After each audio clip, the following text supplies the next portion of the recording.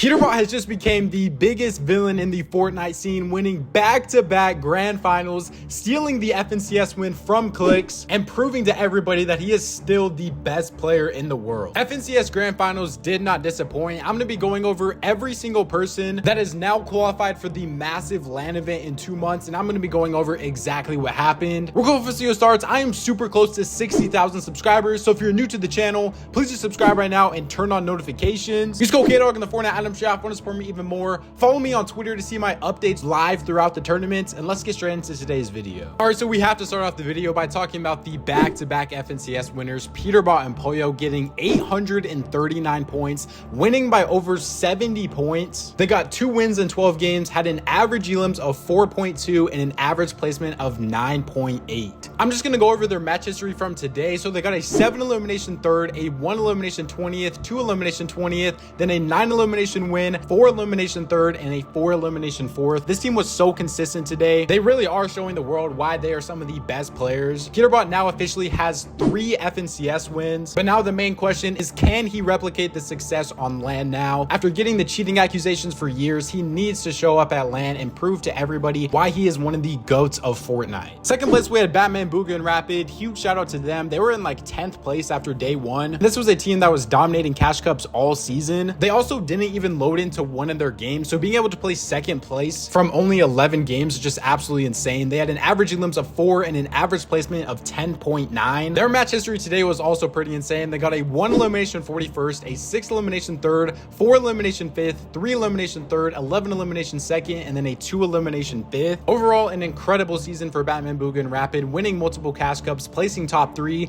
getting the pressure going into grand finals with people saying that they're gonna fluke grands and they won't be able to place good. A second place is so huge for them. Shout out to them. In third place, we had by far the biggest comeback of the day. We had Acorn and Cold on 748 points, winning 2 out of the 12 games, as well as winning 2 games today. They were able to be completely uncontested today after being like triple contested yesterday. They started off the tournament by getting a 0 elimination 16th, then a 5 elimination 6, 11 elimination win, 4 elimination 6, 4 elimination win, 6 elimination second. I literally said in my video yesterday that if this team is able to just make end games, they will be able to show everybody why they are still one of the best teams in the world, and they were able to do that today. In fourth place, we had Clicks and Vino. Unfortunately, this team was the team that was in first place after day 1, so they did fall all the way to 4th place. They got 727 points in 12 games. They had an average elims of 4.2 and an average placement of 10.4. If you're wondering what happened to this team, they were getting griefed off spawn. I'm not gonna like mention the person that was griefing them or anything like that. I don't want to talk about it too much. It was kind of a scummy thing for them to do. Like, this team literally broke the vending machine that allowed them to be able to get medkits and play Storm, and then they just landed on them one game just completely randomly. I don't think that team was like the sole reason why they didn't win though, because even in the game that they were contested by them, they just absolutely wiped them, and they had so much Storm Surge off of that it didn't even really hurt them that much. They just didn't have the big pop-off game like really at all today. Like, they played super consistent, don't get me wrong. If you look at their match history from just today though, they got a 3 elimination 23rd, a 6 elimination 5th,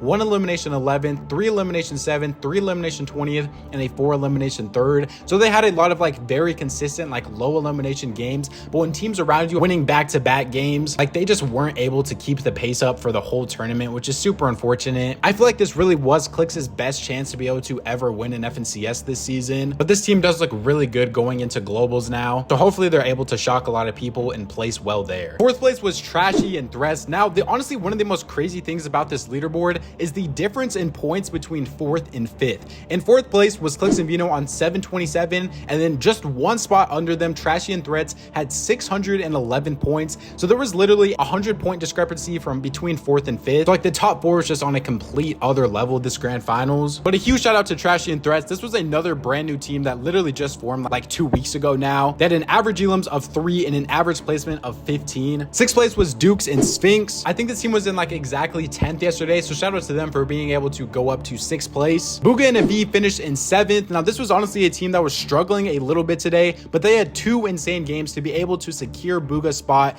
into the LAN event. I could not imagine having a LAN event without Booga. That just sounds so crazy to me. If you look at their match history though, they got a 0 elimination 22nd, a 1 elimination 28th, a 0 elimination 32nd. And I remember at this point, they were in like 15th or 16th place, and everybody was saying that we're gonna have a LAN without Booga. And then they got a 7 elimination second, a a 2 elimination 4th and then a 3 elimination 15th to secure their spot in the LAN event and place 7th. BrysonBolts in 8th place were just another team that kind of just had a really inconsistent day. They were in top 3 for like half of this tournament, just really struggled with Surge at the end, but still being able to qualify for LAN is amazing either way. Shout out to them. VictorV and Paper finished in 9th place on 508 points, being able to win 1 game as well. And then rounding out the top 10, we had Muzz and Epic Whale. Shout out to Muzz and Epic Whale, man. This was one of the teams that I wanted to see do well the most. They literally just formed not too long ago. And so them being able to place top 10 with 494 points is just so insane for them. They are another team in the LAN. So since there was only 2 teams that actually were already in the LAN, that means that only the top 12 will make it. So that means that 11th place of Shadow and Virgo have made it. And then the final team that was able to secure it from NA was Baka and Pars. So that means we had a lot of teams unfortunately miss out on it. I'm going to go over a couple of those names, but I also just want to go over the rest of the leaderboard in general. In 13th place was Cooper and Kanata. Honestly, a little bit disappointing performance in FNCS. This team already qualified for the LAN last season though, so they are completely fine. But this was also one of the teams that was nerfed the most just this whole season. Like Kanata had the bow at the beginning of the season that was super overpowered, and then literally a day before the cactuses get removed. And so a 13th place is still a respectable finish, but you know that they definitely wanted to do better. Now let's go over a team that is just completely out of the LAN event and probably one of the biggest shocks of the tournament. We have Tayson and Iyamzo in 14th place,